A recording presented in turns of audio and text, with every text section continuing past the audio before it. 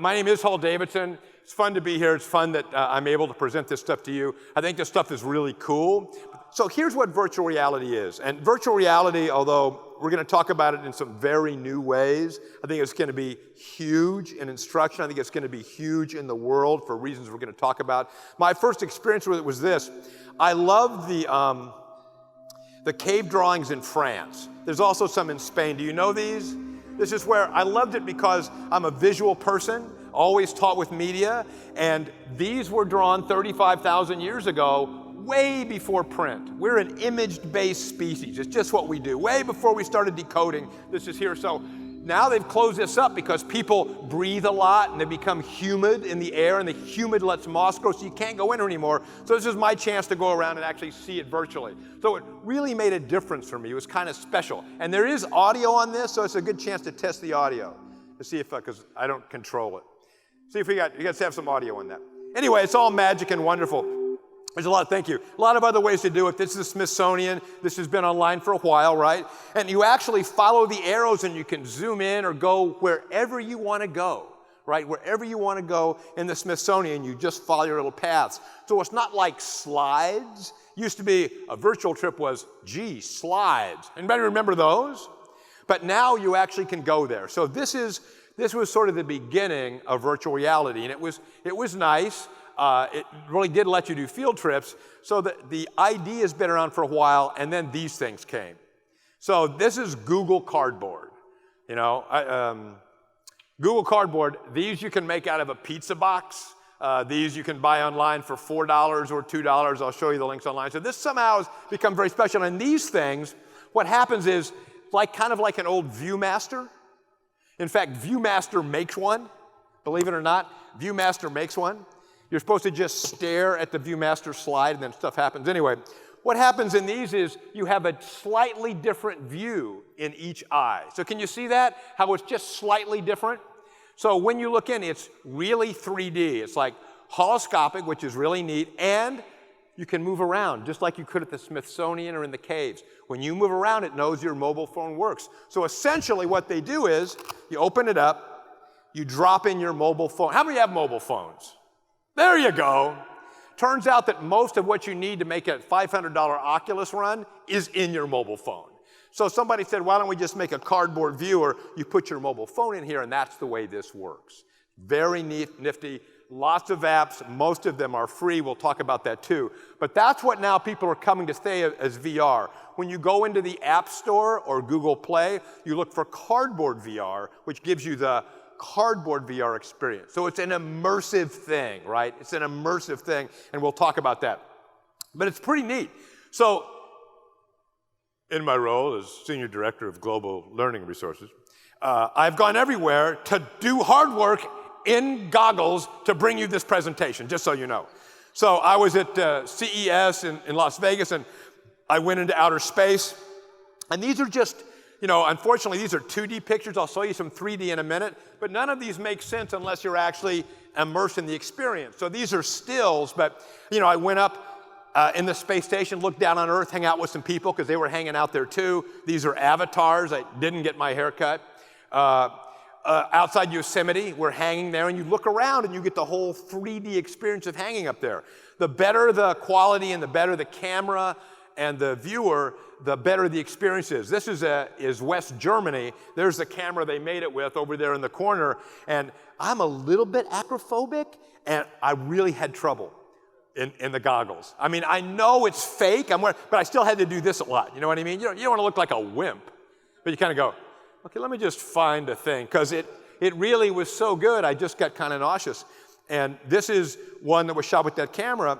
And again, this isn't stereoscopic, so you're not going to be able to get the full experience, but it shows you how good this detail can be. So this you can find on their website, but if you look down, it's a camera that has a ball that has a bunch of different cameras in it. Here's the guy that threw up the camera, right? So you've got a bunch of different lenses, sometimes 9, on a ball. You throw it up, it takes the pictures, and then that's how you get to 3D. That's pretty cool, huh?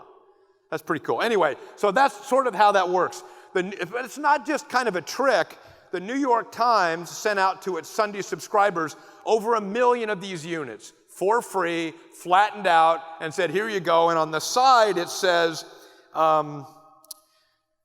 welcome to the future of information on the New York Times. It's like, oh.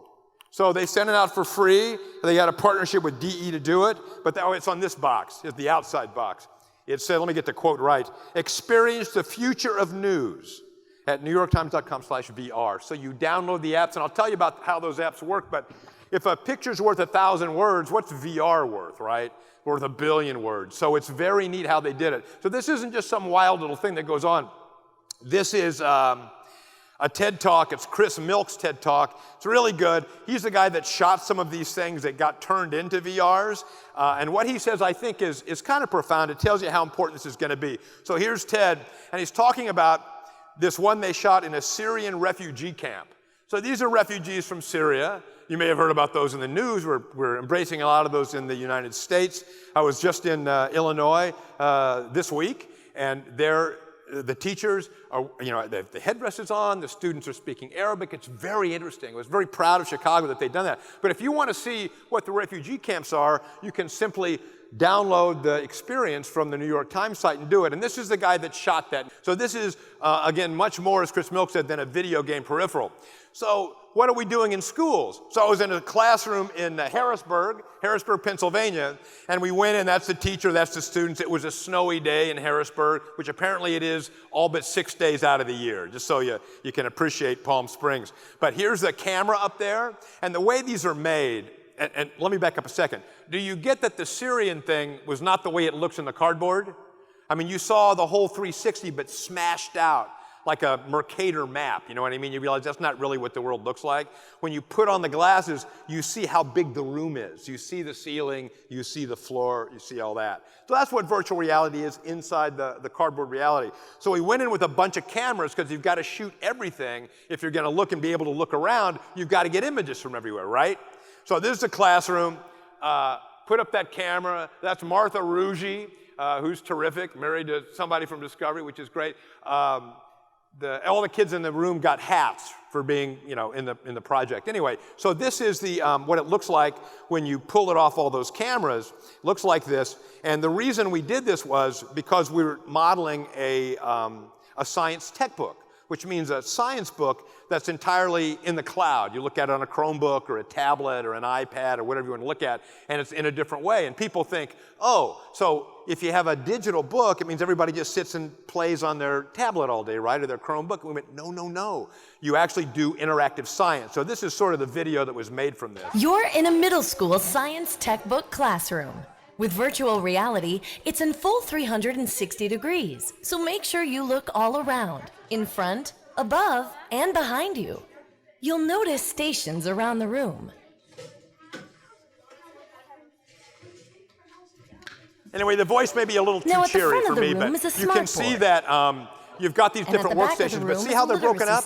Now imagine if you're trying to evaluate your own teaching, not the district, not the state, but you want to evaluate your own lessons, and you stick one of those cameras up there, wouldn't that be great? You see the lesson in real time, they're moving around, you see them working on things, and you can go look and see what everybody's doing.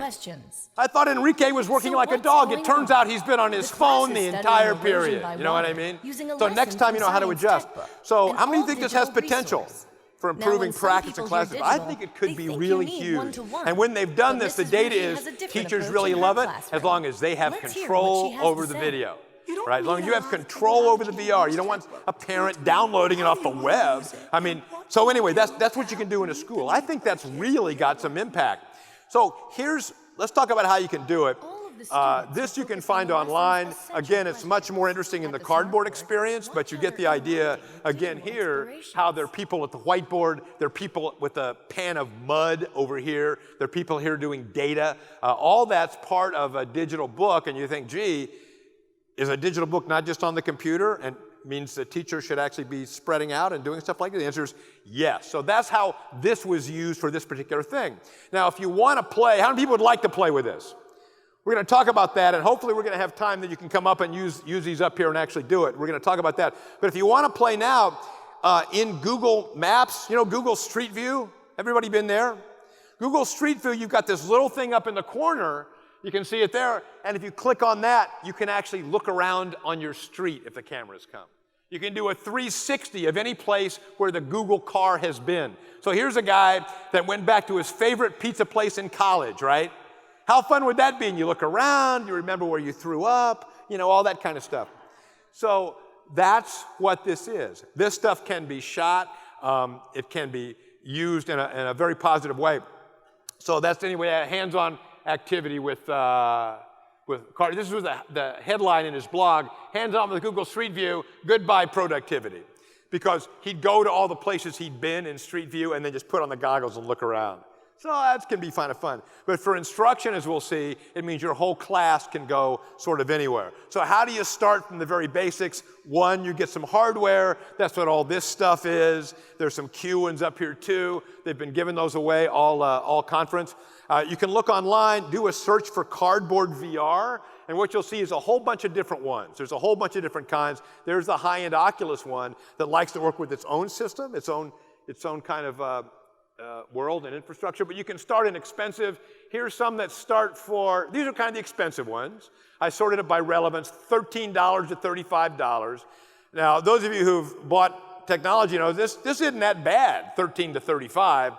You can also, though, if you want to really start cheap, look at this. Here's $4. If you do a search on Amazon for price low to high, you get $2.33 at the bottom, up to a big $3.65, right?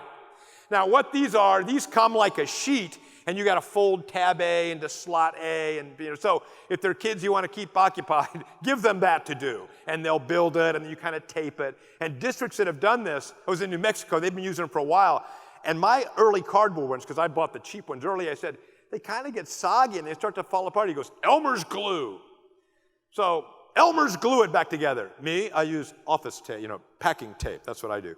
But so you might want to get the plastic ones, but that's pretty cool. There are all these different kinds. If you buy one, these are the things you want to look for. You want a well-placed lens, because some of the ones I made myself, I didn't quite get the little lens in the little cardboard. Just look at this, little cardboard things. And if you just bend it wrong, then the lens goes a little bit out of focus. So I kind of like the ones that already have the lenses in them. You want to have a trigger right here. Some of the New York Times stuff and some of the Discovery stuff that we do has to start with a trigger. So you want to see if you got a little trigger up there. All the trigger does is take a piece of plastic and pushes it into your phone. You push and it goes like this, like a little lever. Because they stopped working one time and I went, why? And I just went down and bent it, because it's cardboard. And then it worked again. So that's the trigger. It's the things you want.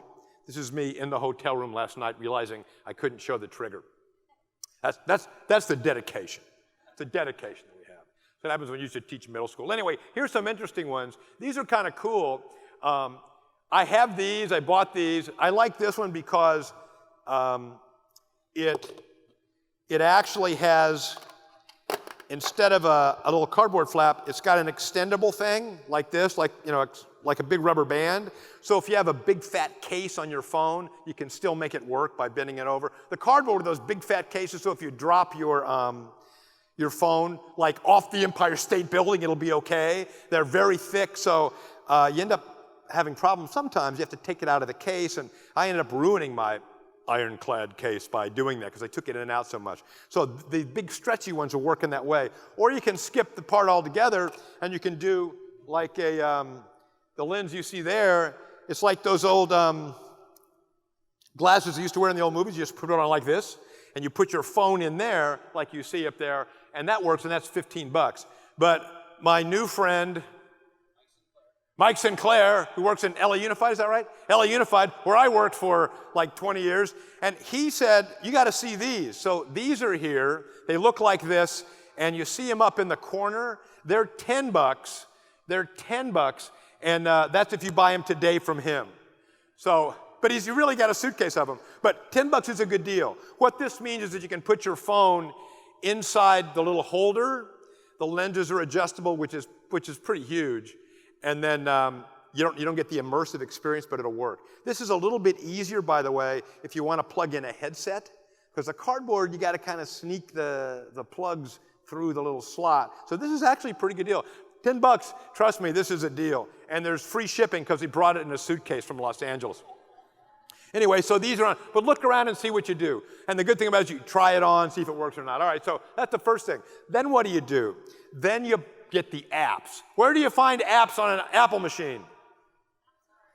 The App Store, right. What about an Android machine?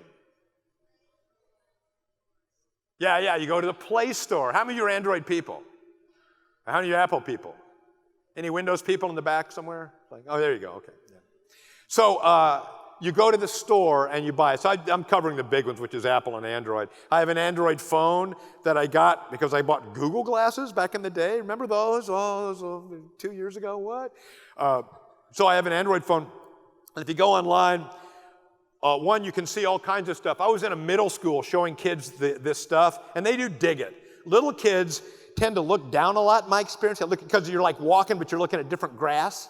You know what I mean? They just seem fascinated by that. Middle school kids wanted the horror stuff, to put on the carbon and look around. There's a zombie, run away.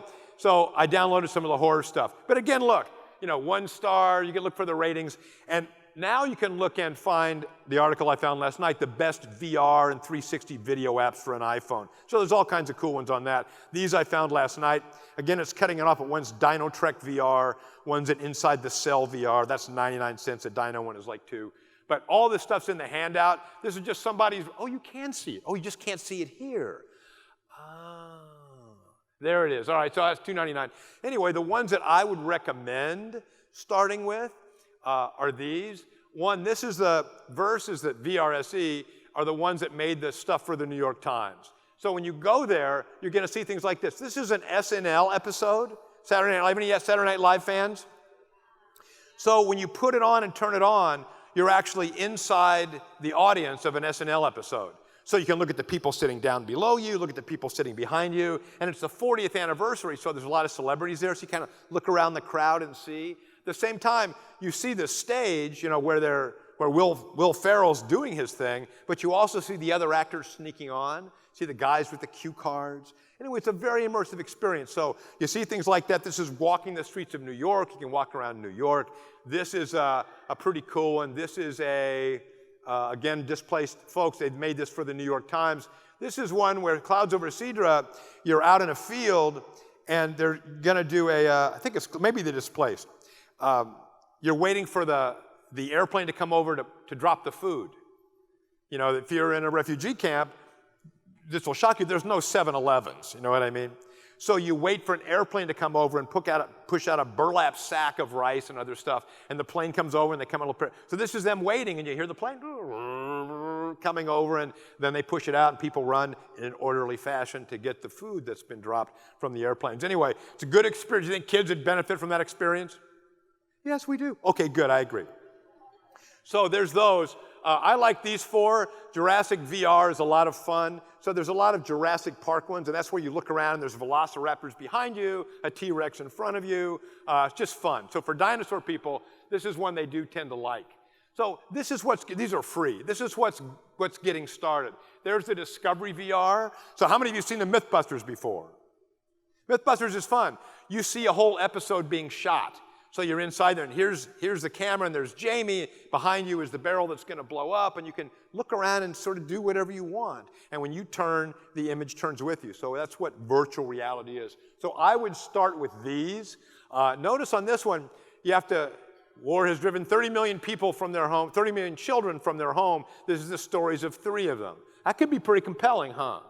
So remember that when we get to how to manage this in a classroom. It's 11 minutes. If you run it from beginning to end. And it's 339 megabytes, which means it's got to download onto your phone, or to somebody else's phone, or to something else. And they go, gosh, I don't know what we want to do. Let's say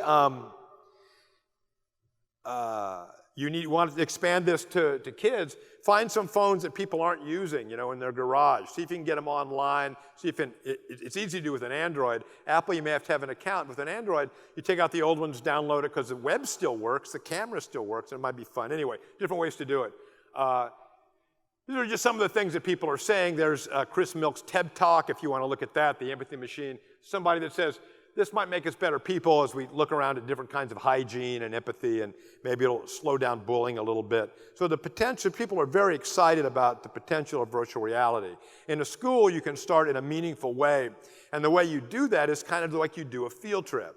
Now, is this just a waste of time? Well, both as a parent and as a teacher, there's some field trips that are good and some field trips that you might say are a waste of time, right? If you want to make it meaningful, if you want to make a trip to the museum meaningful, show the kids the museum first, right? You look around and you say, okay, who's going to want to see the llama? No one. Who wants to see the lions? All the boys. Whatever it is. So it's more meaningful that when you come back and you can talk about it more and do reports. Anyway, the same thing is this. So you can take, let's say you've got 5 glasses up there. Let's say you've got some of the nice ones, so that's $30 all totaled, right? $30, and you break the kids into a group, and each one does a different thing. And then maybe they make an oral report. Kids can get the sense of a place in 5 minutes, maybe 10. So these are all meaningful things that maybe they should see. Now, it depends on your grade level, what you want to do. Could this be a story starter? Yes. Could be a lot of different things. But you can manage this in a classroom. You kind of hand it out, look around, and different groups will share, and then maybe you trade, and different groups will share again. Again, if you can solve the problem of the apps, or if you can get the phones that aren't being used. How many of you have phones, mobile phones, smartphones, in your house right now you're not using? Right? You got the new one, the old one's still there. Does the internet still work on those phones? Yes. Does a camera still work on those phones? Yes. Does the audio still work on those phones? Did the apps that you downloaded before, are they still work on those phones?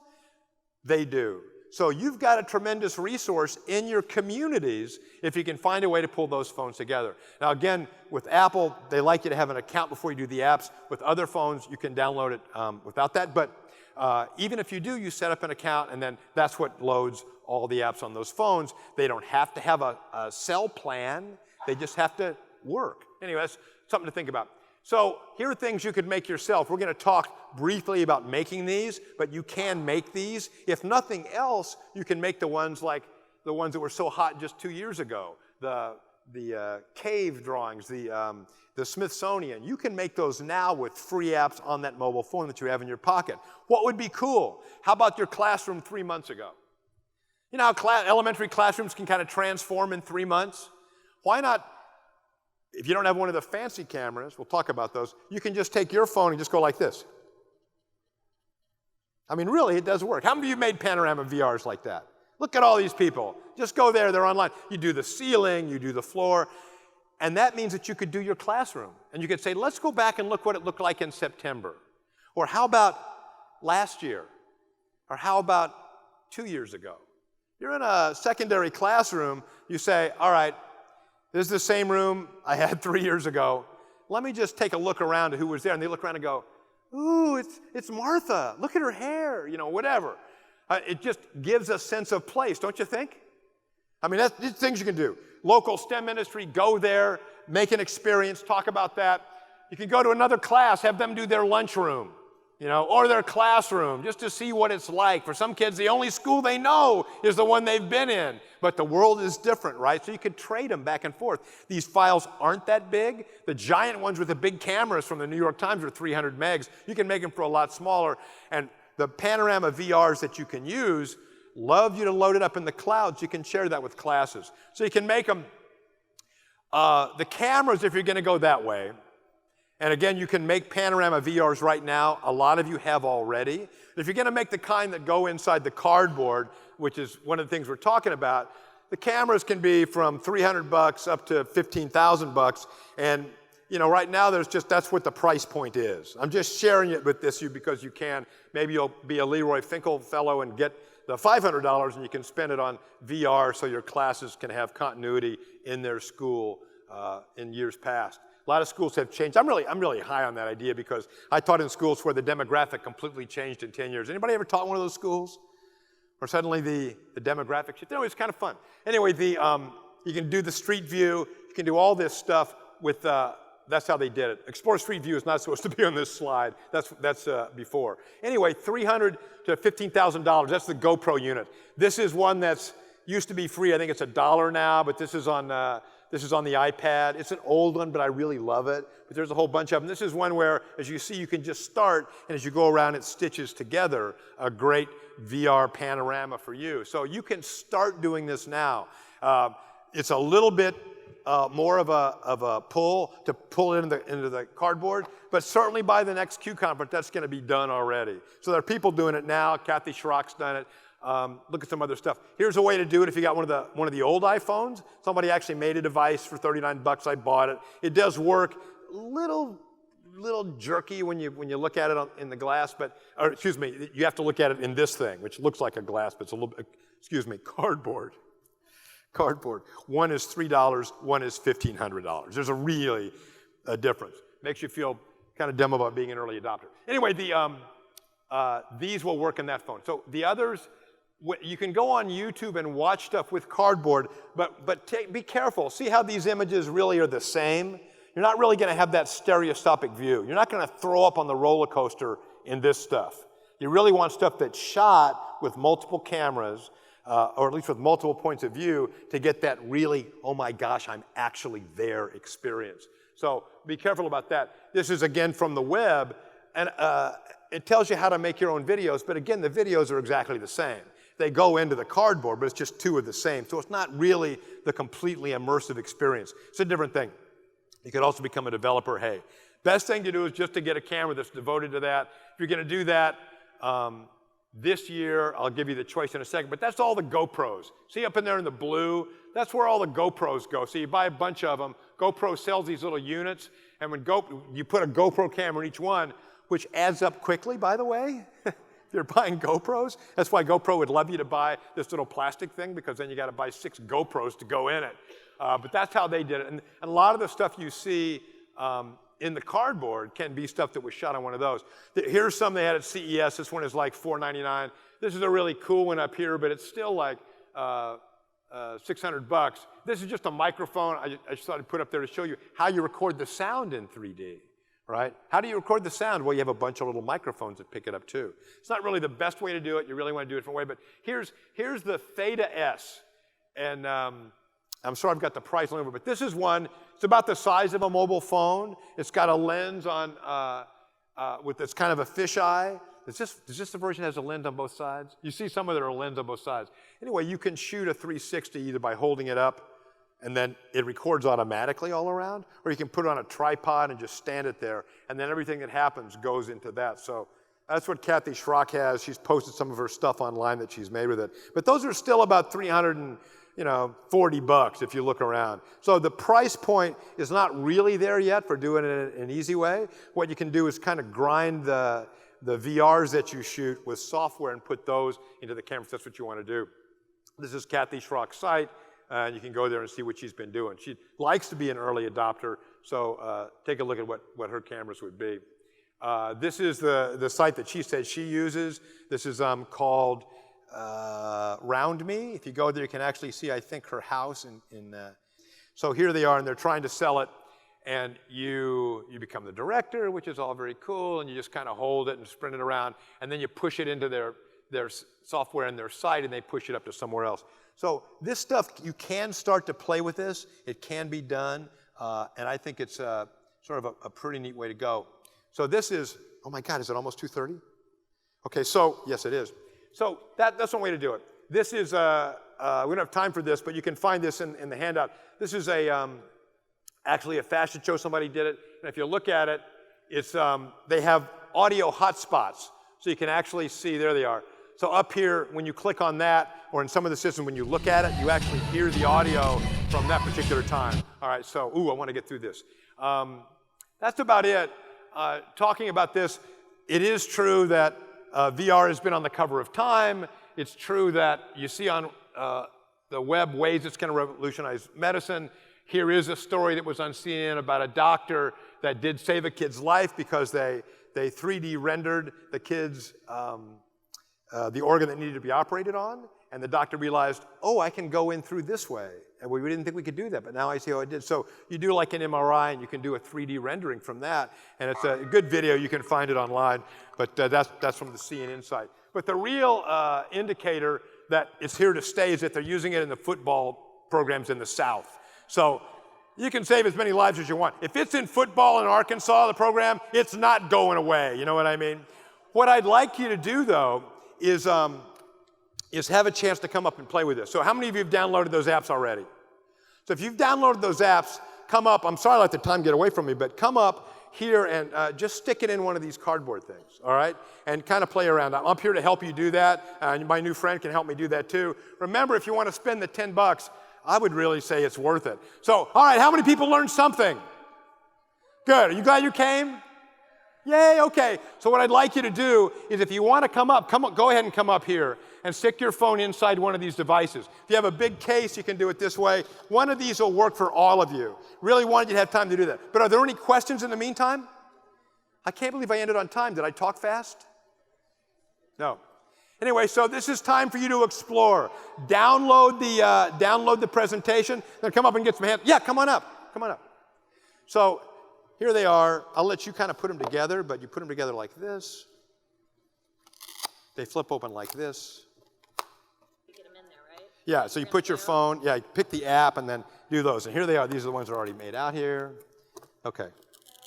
This one works. You just drop the phone in there. Now, for those of you that are still sitting out there, it's going to be fun because you're going to see people doing this and walking around, walking off the stage very soon. So these are the ones from Q. They've been giving them away. You know, you got to kind of sneak around. Who really wanted one? Okay, see me afterwards. And then you got to download it, so you only got 3% of it downloaded, but it'll do that. Okay.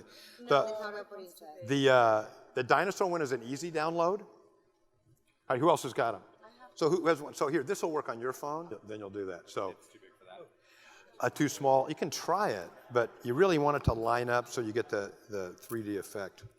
So that's a good question. Somebody said, do you have them for an iPad? First of all, kids could probably design one. It's just a scaling up of the small ones. But somebody said, oh, they have them already on Amazon.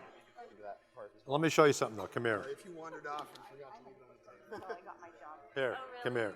Let me just show you a couple. Where do you teach? I'm a principal in elementary school in Santa Fe. Oh, you're a principal? So you'd probably show this to your whole staff, right? I would. There you go.